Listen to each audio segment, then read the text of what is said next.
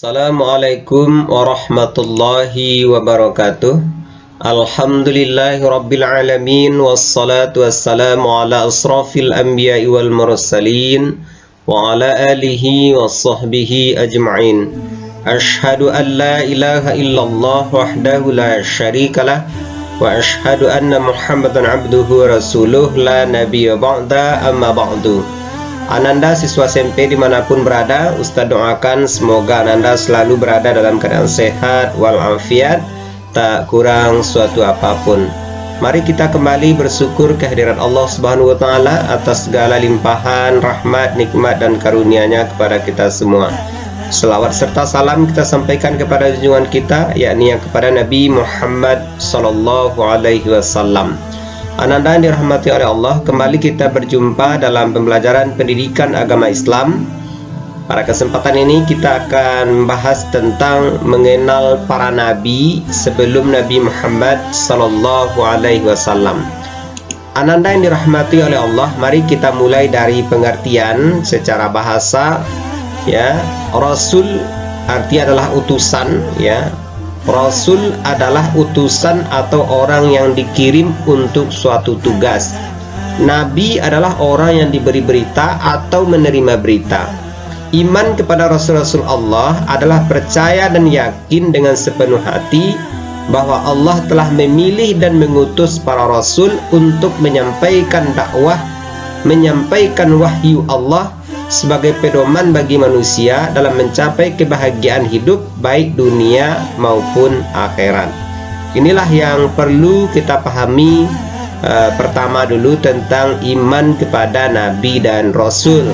Percaya dan yakin sepenuh hati bahwa Nabi dan Rasul itu merupakan pilihan Allah untuk menyampaikan pesan-pesan agama, menyampaikan wahyu ilahi, menyampaikan wahyu Allah agar manusia itu selamat hidupnya baik dunia maupun di akhirat. Ananda yang dirahmati oleh Allah, mari kita lihat salah satu ayat yang berbicara tentang para nabi ini. Terdapat dalam Quran surat ketiga, ya, surat ketiga itu surah Ali Imran ayat 164. Mari kita baca sama-sama.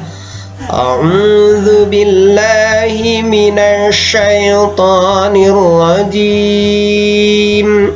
Bismillahirrahmanirrahim. Laqad mannallahu 'alal mu'minina idz ba'atsa fihim rasulan min anfusihim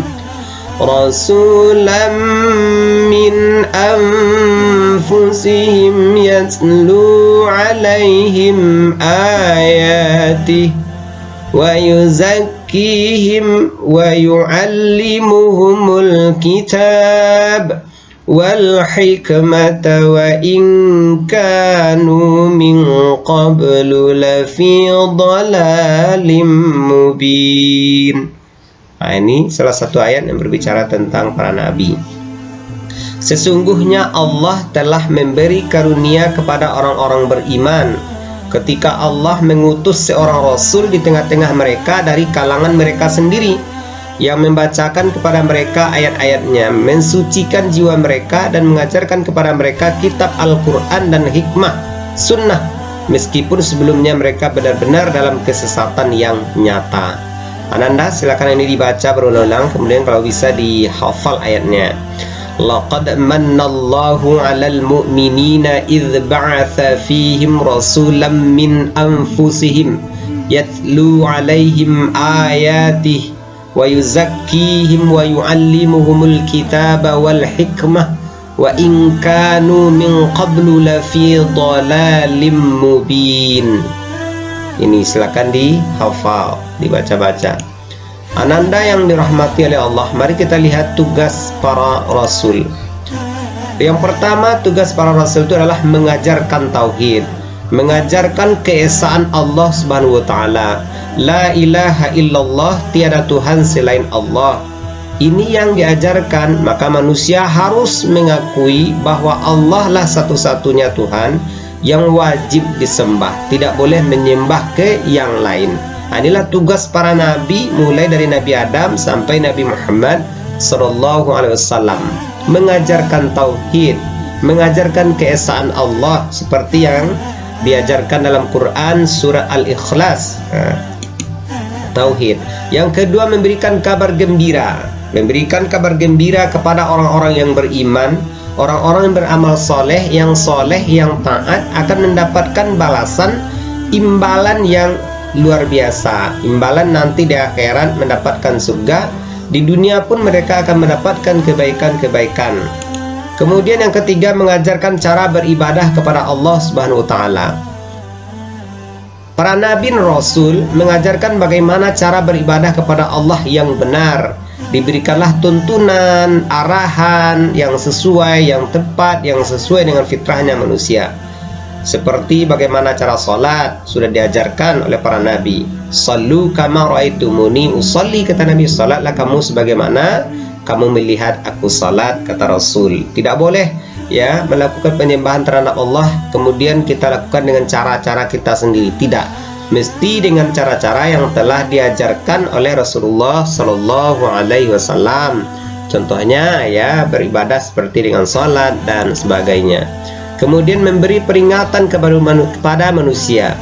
Di samping memberikan kabar gembira, para Rasul juga memberikan peringatan kepada orang-orang yang engkar, orang-orang yang tidak mau mengikuti aturan arahan yang telah diberikan melalui Al-Quran dan hadis. Maka diberikan peringatan, ancaman Allah sangat pedih. Lahum azabun, azab, akan diberikan azab ya, penderitaan baik dunia maupun akhirat, lebih-lebih di akhirat kelak. Maka kalau ingin mendapatkan kebaikan, maka lakukanlah hal-hal yang baik. Kalau melakukan keburukan, kezaliman, maka akan mendapatkan ketidaksenangan, akan mendapatkan azab yang pedih.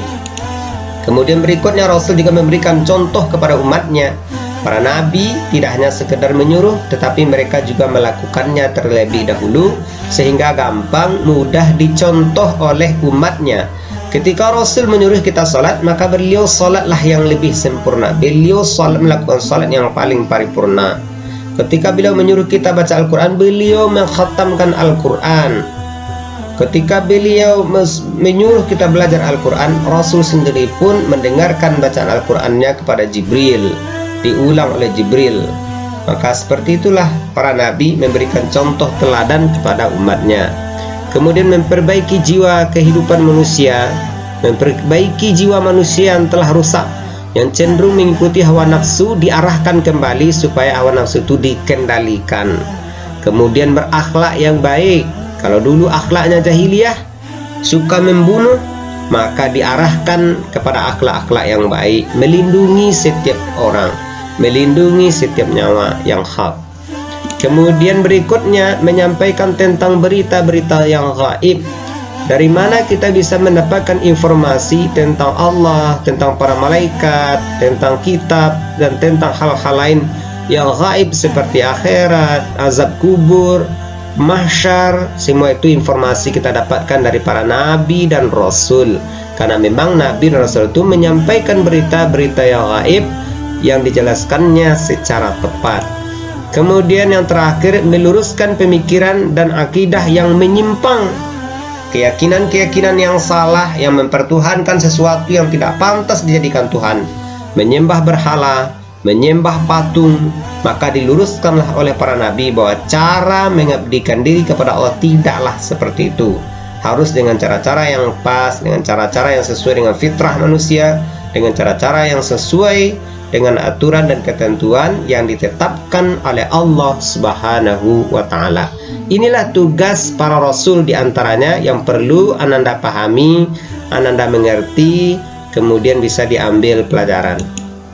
Ananda yang dirahmati oleh Allah, seperti biasa yang juga sudah mungkin dipelajari, sifat wajib dan mustahil bagi rasul itu, ini diantaranya sifat wajibnya adalah siddiq.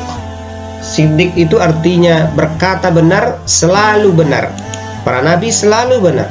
Kemudian amanah, dapat dipercaya. Para nabi rasul itu dapat dipercaya.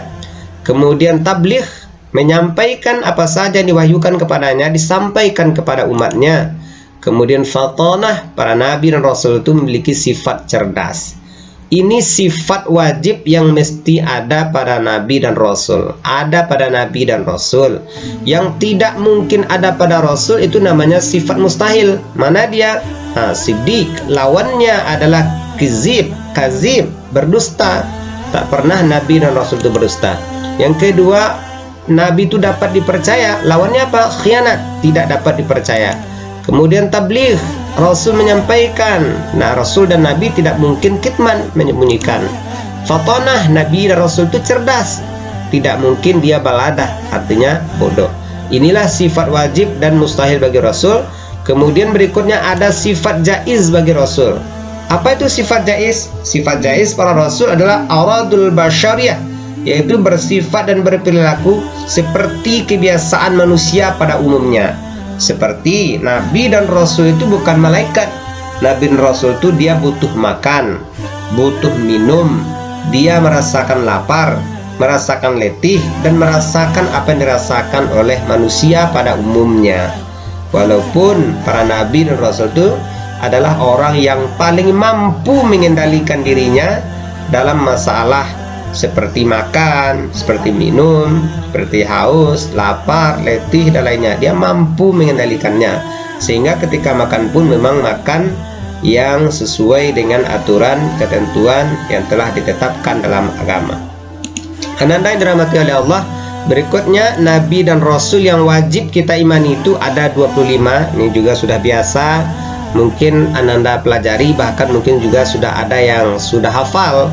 Nah, yang pertama ini dia: Adam alaihissalam, Idris alaihissalam, Nuh alaihissalam, Hud alaihissalam, Saleh alaihissalam, Ibrahim alaihissalam, Ismail alaihissalam, Ishaq alaihissalam, Lut alaihissalam, Yusuf alaihissalam, Yaqub alaihissalam, Ayub alaihissalam, Suaib alaihissalam, Musa alaihissalam, Harun alaihissalam, Zulkifli alaihissalam, Daud alaihissalam, Sulaiman alaihissalam, Ilyas alaihissalam, Ilyasa alaihissalam, Yunus alaihissalam, Zakaria alaihissalam, Yahya alaihissalam, Isa alaihissalam. Ini 24 nabi yang wajib diimani. Kemudian khatamun nabiyyin, penutup para nabi, yakninya Nabi Muhammad sallallahu alaihi wasallam, yang diutus untuk seluruh manusia, seluruh makhluk yang ada di alam semesta ini. Kalau para nabi yang lain ini biasanya diutus untuk kelompok dan golongan tertentu saja, maka ajarannya pun belum sempurna, belum paripurna. Kalau Nabi Muhammad karena untuk seluruh manusia, maka ajarannya sangat-sangat sempurna. Ananda yang dirahmati oleh Allah, berikut ini Rasul Ulul Azmi, nabi dan rasul yang memiliki kesabaran dan ketabahan luar biasa dalam menghadapi penderitaan dan gangguan dalam menyampaikan ajaran Allah Subhanahu wa taala. Jadi ada para nabi yang memang luar biasa diuji oleh Allah. Siapa mereka? Ada 5. Maka ini disebut dengan Rasul Ulul Azmi. Nuh alaihissalam, Ibrahim alaihissalam, Musa alaihissalam, Isa alaihissalam, dan Nabi Muhammad sallallahu alaihi wasallam. Nabi Nuh diutus kepada kaum yang bernama Bani Rahib, yang menyembah berhala dan selalu mendustakan Allah. Kalau Ibrahim, Nabi Ibrahim memiliki gelar Khalilullah, kekasih Allah. Allah menyelamatkan Nabi Ibrahim dari kezaliman Raja Namruz.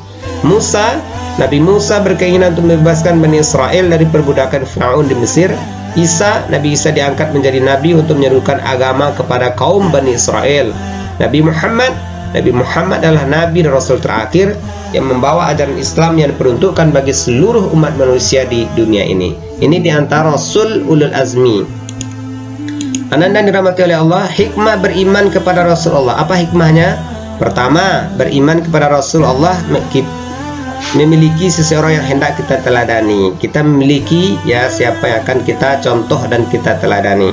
Yang kedua, mengetahui cara yang benar untuk beribadah kepada Allah, mengetahui aturan Allah yang benar dan adil, petunjuk ke jalan yang benar untuk berbuat keadilan, bisa membina hubungan baik dengan orang lain, bisa mengetahui informasi yang gaib, sehingga bisa kita juga berbuat baik. Inilah diantara hikmah beriman kepada Nabi Rasul Allah. Kemudian berikutnya, perilaku yang mencerminkan beriman kepada Rasul. Ada beberapa perilaku yang menunjukkan bahwa dirinya memang beriman kepada Nabi dan Rasul. Yang pertama, dengan serius mengikuti dan mengembangkan sifat-sifat wajib dan menghindari sifat-sifat mustahil bagi Rasul. Tadi ada 4 sifat wajib dan ada 4 sifat mustahil. Mencontoh sifat wajibnya, menghindari sifat mustahilnya. Yang kedua, ikut dalam perjuangan menegakkan amar ma'ruf nahi mungkar. Inilah karakter para Nabi dan Rasul, menegakkan amar ma'ruf dan mencegah yang mungkar. Kalau perjuangan menegakkan amar ma'ruf itu mungkin tidak sulit, tapi yang paling sulit itu adalah mencegah yang mungkar. Ini yang butuh perjuangan luar biasa dari para nabi. Kemudian yang ketiga, melaksanakan ibadah ya sesuai dengan yang dicontohkan para nabi dan Rasul. Kemudian bekerja dan mencari penghasilan yang memang sesuai dengan apa yang diridhai oleh Allah Subhanahu wa taala, sesuai syariat. Kemudian yang keempat, berperilaku baik dalam kehidupan sehari-hari. Inilah diantaranya perilaku yang mencerminkan beriman kepada Nabi dan Rasul. Ananda yang dirahmati oleh Allah, mudah-mudahan pembahasan ini bisa dipahami ya. Kita tutup pembelajaran kita hari ini dengan hamdalah. Alhamdulillahirabbil alamin. Assalamualaikum warahmatullahi wabarakatuh.